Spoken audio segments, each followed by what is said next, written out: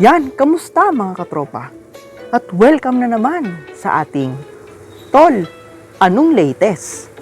Number 9. Okay, so roundup update for the month of September at maraming pasabog ang update natin ngayon. So, bali ang video ito ay mahati sa tatlong parte. Una ay yung mga bago ngayon sa NXB. I mean, in terms of the game itself. Ikalawang part is pag-uusapan natin kung si Sasuke Wandering Ninja at si Sakura Uchiha ba ay padating nga ba sa SAM, Kasi may napansin lang akong pattern ni Bandai, So, pag-uusapan natin yan mamaya, Kasi parang nakita ko, hindi natin masasabi ngayon, 100% sure na darating si Sakura Uchiha. Although mataas ang percent. Pag-uusapan natin mamaya. And then, the last part is review ng kit o rekit ni Gaara Commander. Okay, so simulan natin. So, tingnan natin dito sa pinakababa. Ano ba ang makikita natin dito?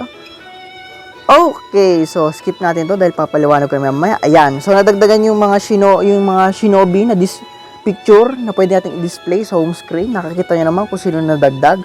Okay, so wala na rin naman yun lang. Alam na rin naman natin na ang shinobi story natin ngayon ay si Boruto Uzumaki, Genin, So, at tapos ang roundup ay si Commander Gaara. Ganun pa rin naman. Wala namang bago. At ganun din sa banners nila, Pag nakuha mo naman yung EX Ult, ganun pa rin. Level 5 in all the banners. Okay, so jump na agad tayo dito. September 2023, event schedule. Yan. So, salamat Bandai, Napakaganda ngayong araw ngayong update na ito. Kasi, sa simula pa lang, ng roundup ay inihanda na tayo ni Bandai para sa mga susunod na misyon, surprise attack mission, all out mission, at nakalagay na agad ang schedule. So guided na agad tayo, at nakikita natin ay ni-reveal na din kung sino-sino yung mga shinobi na pwede natin gamitin sa AOM o deployable, At kung makikita natin, ngayon pa lang ay may enhancement support na yung mga all-out mission deployable shinobi sa Stage 5 and Stage 6. Kaya napakalaking tulong ito sa ating mga players, lalo sa mga baguhan, upang mas maihanda nila yung mga shinobi nilang gagamitin sa AOM upang ma-achieve nila yung gusto nilang rank. Pero, may kakaiba dito, nang ipinakita yung event schedule. Makikita natin, ang start ng SAM ay 28th of September at ang tapos ay 25th of September. Ibig sabihin, 5 days lang. So, iniklian nila ngayon yung SAM. Dahil nabanggit din naman na may mga changes na mangyayari sa SAM ngayon. At isa sa mga kaganapang iyon, makita natin dito, update announcement. Madadaanan natin yun dito na pwede ka nang bumili ng red tag sa yung normal tag ngayon pa lang sa pamamagitan ng roundup shop na gagamitin sa pagsasamo ng mga boss. So, makikita po natin yan dito. Ayan. So, makikita ninyo, pwede tayong bumili, although may limit siya, 5 times lang yung red tag and 10 times lang pwedeng bilhin yung normal tag. Hindi ko lang alam kung nagre-reset siya every week kasi may ganung tinda pa minsan ang roundup shop tulad nung Insta-Achieve tickets. Hindi ko lang kung nare-reset lang siya kasi hindi ko pa din naman binibili. Okay, so, next is the new feature, Auto Battle. So, ano ba ito? So, parang ito'y auto-clicker. Hindi ko lang kung familiar kayo. So, auto-clicker. Yun yung parang hindi mo na kailangang i-manually grind, AI na o yung app na mismo yung mag-grind para sa'yo. Some people consider it cheat. Although sa akin, hindi naman. Kasi unang-una, wala ka namang ina-alter do sa game. Dito na dong ginagawa ng mga cheater na tinatanggalan nila ng cooldown yung mga jutsu nila.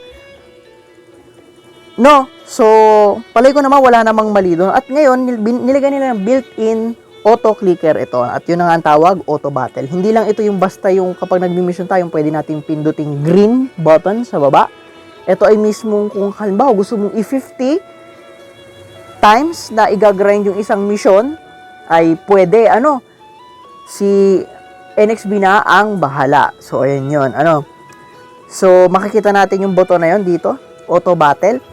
Lalabas itong button na to sa mga missions na pwede mong ulit-ulitin, yung hindi lang one time siya pwedeng clear.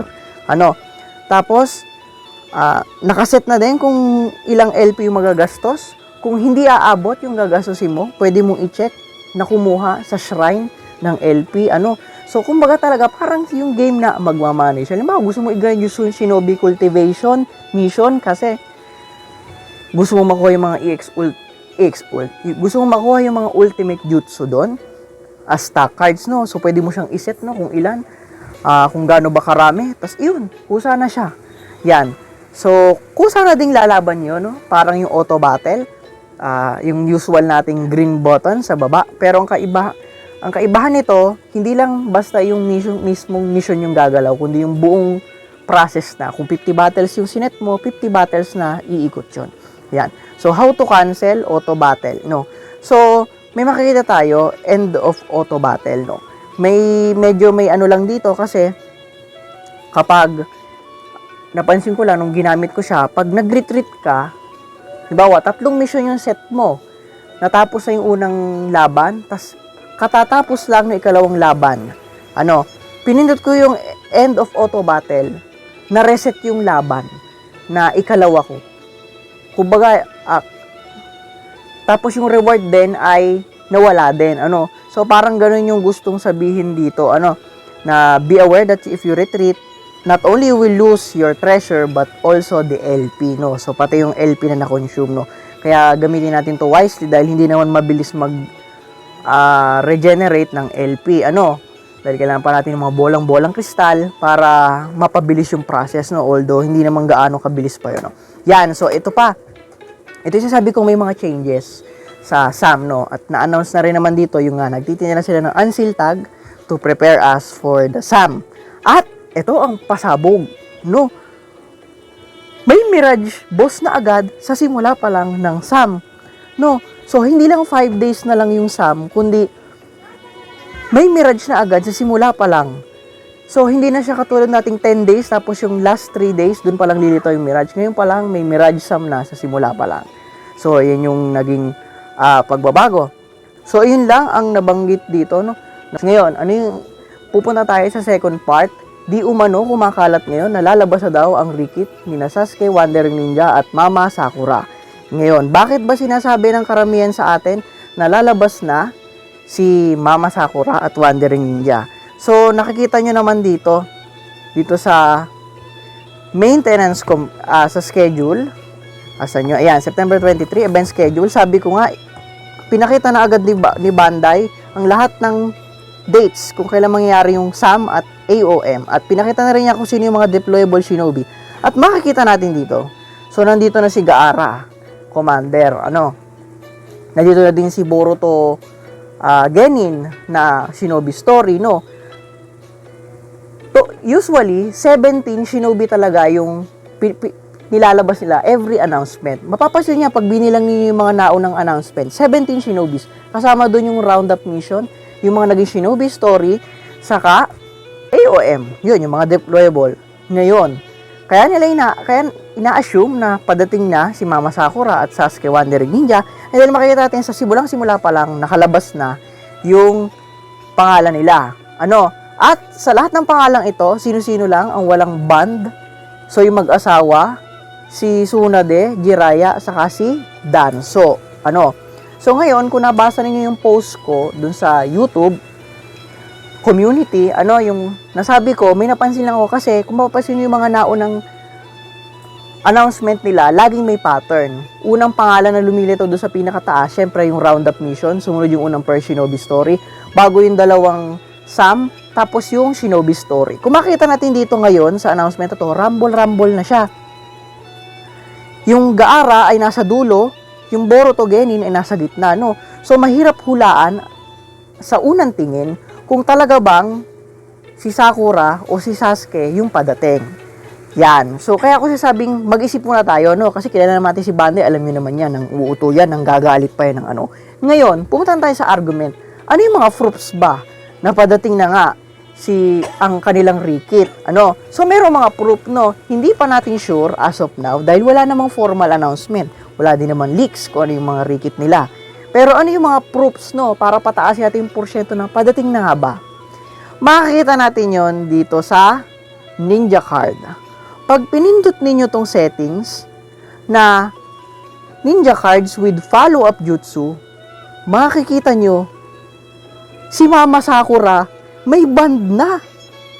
May follow-up jutsu na siya. Yung Aerial Impulse ay pwede nang i-equip na follow-up jutsu. Pero kung titinan nyo ngayon, sa inyong mga sariling account, wala pa siya nung jutsu niya na pwedeng mag-activate ng follow-up jutsu. Meron lang siya yung pwedeng ipa-follow up, pero yung jutsu na pwede mong gamitin para mag-activate yung follow-up jutsu ng iba, wala pa, no? Yung green icon. So, ibig sabihin, padating na nga ang Rikit nila Mama Sakura at Wandering Ninja. No, kasi siguro sa 4-star niya o sa new LB niya, lalabas yung pang follow-up jutsu. No, yung pang, or should we say, yung Awakened Ninja Band. So, yung pala yung tutukoy ko. Ano? Ngayon, ang problema dito, hinahanap ko yung kay Sasuke. Asaan yung follow-up jutsu ni Sasuke Wandering Ninja? Hindi ko alam kung ako'y kulang lang ng cards ni Sasuke Wandering Ninja. Kaya, hindi ko makita, no? Pero, the fact na nandito na si Mama Sakura at may lumabas na pwede tayong mag-equip ng follow-up jutsu niya, ibig sabihin, lalabas na nga si Mama Sakura. Ano pa ang isang proof? Kung makikita natin dito sa home settings, no, yung kapapakita ko pa lang kanina, no, yung mga picture ng shinobi na pwede i-display sa inyong home settings. Makita natin nandito yung mag-asawa, oh. Kalimitan ng mga picture dito, makikita ninyo, mga special shinobi yung kalimitan lumabas dito. Andito si Itachi, Edo, nandito yung anniversary units, nandito si Narukage. Pero makita din natin, nandito din si Jiraiya saka si Suna din, no? So, what if sila nga yung sama, no? So, hindi natin alam, ano? So, hindi pa natin sure, pero isa ng malaking factor yun, no? At, ngayon, ano pa yung isang talagang mas matibay pa dito sa dalawang pinakita ko? Sabi ko nga, ngayon pa lang, pwede mo nang i-enhance yung shinobi mong gagamitin sa AOM. Sila ay enhance na. Kung mapapansin nyo, dun sa lahat ng nakalista, dun sa deployable shinobi, sa stage 5 and stage 6, sino ang nawawala? Sige nga. O sige, sabihin ko na. Ang nawawala, si Sasuke, Heibi, si Mama Sakura, at si Sasuke Wandering Ninja. Ibig sabihin, magkakaroon na ng Shinobi Story EX Kit si Sasuke, Heibi. No? So, expect natin na ang lalabas na Shinobi Story sa SAM ay si Heibi Sasuke. Ano? Dahil wala siya dito sa enhancement period. At yun sila Mama Sakura. So, siguro masasabi ko 90%. Siyempre, we're dealing here numerical things.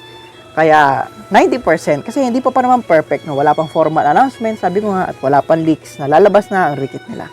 Pero in case ay mag-save na tayo, ano? Dahil sure na OP ang kit niya, kung paano ang kit ni Narukage ay napaka-OP. Okay, and then, the last part ay check na natin kung ano nga ba ang bago sa new kit, or should we say, Rikit ni Gaara Commander. Ayan. So, Sun Coffin, Spear Attack, ang kanyang EX ult. Hindi ko lang tanda kung ito ba ay nasa anime, ano? Although parang familiar yung animation niya, no? Parang ito atay ginamit niya mga bandang nung kalaban niya yung mga dead kage ng ibang nasyon, ano? So, ano ang kakaiba sa EX ult na ito? Yan. So, aside from may color protection, special attack na siya against the Jade protection, at sa mga Rikutitos na ibang mga bagay na usual na rin naman natin nakikita na sa mga EX ult. Katulad din ni Naruto KLM, si Gaara Commander ay meron na ding buff na damage nullification. Ngayon, anong pagkakaiba niya ng kay Naruto KLM? Ang kay Naruto KLM ay team damage nullification, dito kay Gaara lang. Kasi kung makita ninyo, user receives damage nullification. Sa EX boost effect naman, so katulad ng kay Edo Hashirama, ano? Although na-attain natin itong buff na to, itong immune to recoil and will no longer be affected by certain traps. Kapag level 15 yung EX ulti Edo Hashirama, dito pag full bar na yung EX ult, gumagana yung immune sa certain traps, no? So, mukhang pauso ni Edo Shirama yung no longer be affected by certain traps. Samantalang si Rin naman yung nagpauso ng color damage nullification. So, yun lang ang kakaiba sa EX ult niya. Tingnan naman natin animation, no? Alam nyo, ngayon pala sasabihin ko, lahat ng jutsu na Rikit ngayon, ni Gaara, napakaganda ng animation. Kung makikita nyo man, full room kung igigitna ninyo. Kasi, nung una kong trial niyan, hindi ko siya ginitna. So, hindi siya guaranteed full room, di tulad ng kay Edo Itachi. Pero pag ginitna mo yung target, no, magiging full room na siya. Ano, at napaka-flawless ng animation. Grabe. Gusto ko siya, gusto ko. At mabilis din ang animation, ano. So, hindi gaanong delayed, no? Kaya dedo talaga ang kalaban, no? So, maganda naman ang sa animation. Okay, sa LB tayo, no? Sundome, 4 pillars. Ano ang bago sa LB na ito? Well, honestly, pareho lang naman siya ng mga typical na buffs ng LB na lumabas ngayong 2023, no? Negate stat increase, makes all allies invincible, increases normal launch annihilation, blah, blah, blah, blah, blah. What do you call this? Ayan, yung defense ay no longer affected na by stat negation, ganyan. At, pag limit break 2, double strip. At limit break 3 ay grabe na ang kanyang pang strip. Ano? So, yun lang ang kakaiba dito, no? Usual pa din naman. Ito, katulad ng reduces CP damage they receive. Although, medyo bago itong buff na to. So, against siya sa mga CP drain, Shinobi. Although, may napansin ako, parang wala ata siyang CP drain sa kalaban. Tama ba? Mukhang wala, ano? Pero tingnan natin animation. Ito, napaka-astig ng animation na ito, guys. No? Para sa mga hindi pa nakakakita. Ano? Makikita nyo, bubuo siya ng 4 na kumunoy sa dalawang tabi habang nasa gitna siya nung Sundome. Grabe, ano?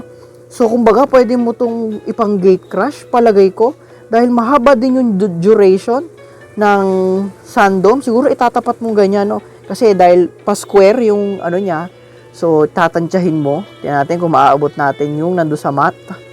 So, pwede. Tingnan natin kung maaabot natin. Yan. Check natin. Sige nga. Tingnan natin. Ayun, no? Nahila agad siya, no? Makita nyo, pinupul niya yung kalaban, ano? So, ang astig ng animation na ito, no? At ang laki ng range. Grabe, pang malayo ang tira, no?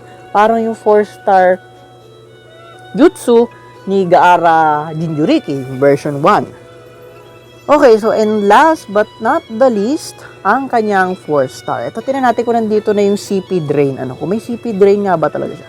Pero palagi ko parang wala, eh.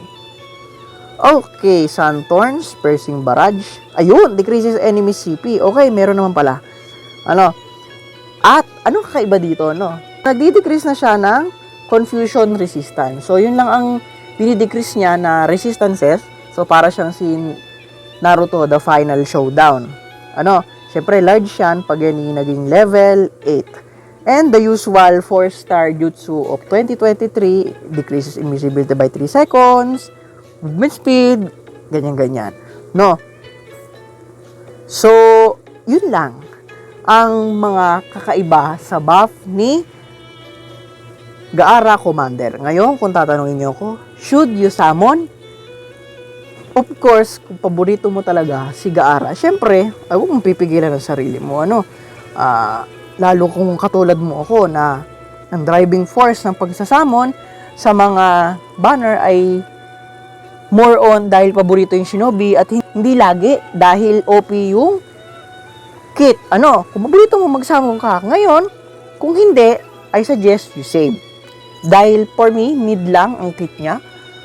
No, hindi naman masama, no, hindi naman baluga, ano, kasi ang ganda naman ng naging kit niya, ano, kung titingnan natin yung mga jutsu niya, ay maayos naman. Malaki yung range, no, pangmalayuan siya. Halimbawa na itong 4-star, no, medyo kamukha niya yung 4-star ni Gaara version 1, yung Jinchuriki. Although, tusok-tusok nga lang, ano. Hindi ko pala napakita, no? Kaya pinakita ko din. Ano? So, maayos naman. Maganda naman yung buff niya, no? Tapos, kakaiba yung damage nullification para sa sarili nga lang, ano? Sa Kim, si Gaara Commander, no? Naging commander ka pa. Charot. Yun. So, mid lang naman, no? So, palay ko, hindi mo naman kailangan ito, si Gaara, no? At dahil nga padating na ang Rikit, di umano, ni Wandering Ninja Sasuke at ni Mama Sakura, no? So, magandang dun tayo maglaan ng Shinobites. Ano? So, tayo mag-save na. At lalo na nalalapit na ang 6th anniversary, ano? So, maghanda na tayo doon, no? Yun lang, no? So, yun lamang mga katropa. Kita-kits!